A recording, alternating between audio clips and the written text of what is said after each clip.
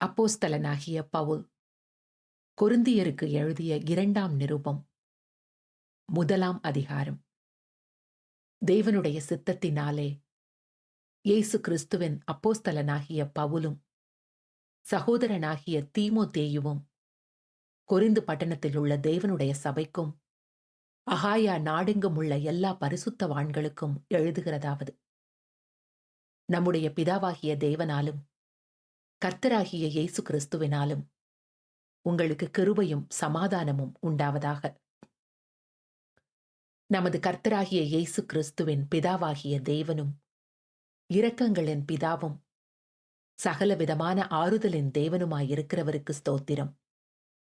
தேவனால் எங்களுக்கு அருளப்படுகிற ஆறுதலினாலே எந்த உபத்திரவத்தில் ஆகிலும் அகப்படுகிறவர்களுக்கு நாங்கள் ஆறுதல் செய்ய திராணி உள்ளவர்களாகும்படி எங்களுக்கு வரும் சகல உபத்திரவங்களிலேயும் அவரே எங்களுக்கு ஆறுதல் செய்கிறவர். எப்படியெனில், கிறிஸ்துவுடைய பாடுகள் எங்களிடத்தில் பெருகுகிறது போல கிறிஸ்துவினாலே எங்களுக்கு ஆறுதலும் பெருகுகிறது. ஆதலால் நாங்கள் உபத்திரவப்பட்டாலும் அது உங்கள் ஆறுதலுக்கும் இரட்சிப்புக்கும் ஏதுவாகும். நாங்கள் ஆறுதல் அடைந்தாலும் அதுவும் உங்கள் ஆறுதலுக்கும் இரட்சிப்புக்கும் ஏதுவாகும். நாங்கள் பாடுபடுகிறது போல நீங்களும் பாடுபட்டு சகிக்கிறதினாலே அந்த இரட்சிப்பு பலன் செய்கிறது. நீங்கள் எங்களோடே கூட பாடுபடுகிறது போல எங்களோடே கூட ஆறுதலும் அடைவீர்கள் என்று நாங்கள் அறிந்து உங்களை குறித்து உறுதியான நம்பிக்கை உள்ளவர்களாயிருக்கிறோம்.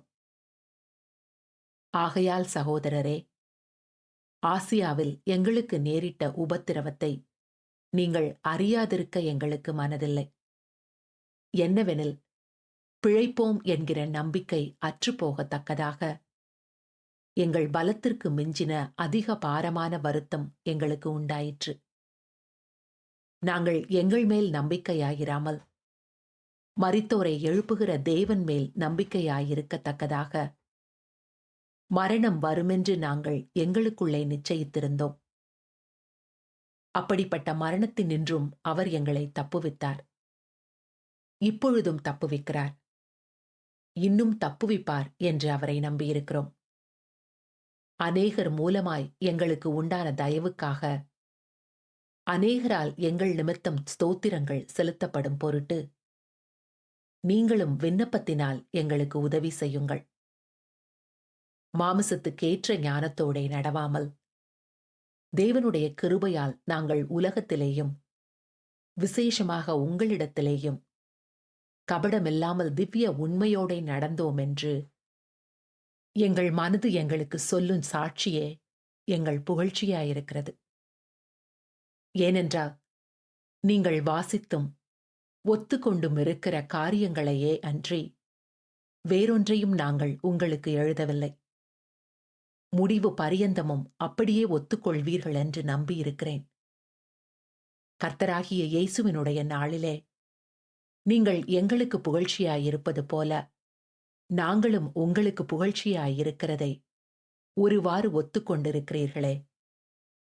நான் இப்படிப்பட்ட நம்பிக்கையை கொண்டிருக்கிறபடியினால் உங்களுக்கு 2ஆம் தரமும் பிரயோஜனம் உண்டாகும்படி முதலாவது உங்களிடத்தில் வரவும், பின்பு உங்கள் ஊர் வழியாய் மெக்கதோனியா நாட்டுக்கு போகவும், மெக்கதோனியாவை விட்டு மறுபடியும் உங்களிடத்திற்கு வரவும், உங்களால் யூதேயா தேசத்துக்கு வழி விட்டு அனுப்பப்படவும் யோசனையாயிருந்தேன்.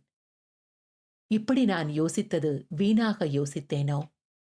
அல்லது ஆம் ஆம் என்கிறதும் அல்ல அல்ல என்கிறதும் என்னிடத்திலே இருக்கத்தக்கதாக நான் யோசிக்கிறவைகளை மாம்சத்தின்படி யோசிக்கிறேனோ? நாங்கள் உங்களுக்கு சொன்ன வார்த்தை ஆம் அல்ல என்று இருக்கவில்லை. அதற்கு உண்மையுள்ள தேவனே சாட்சி.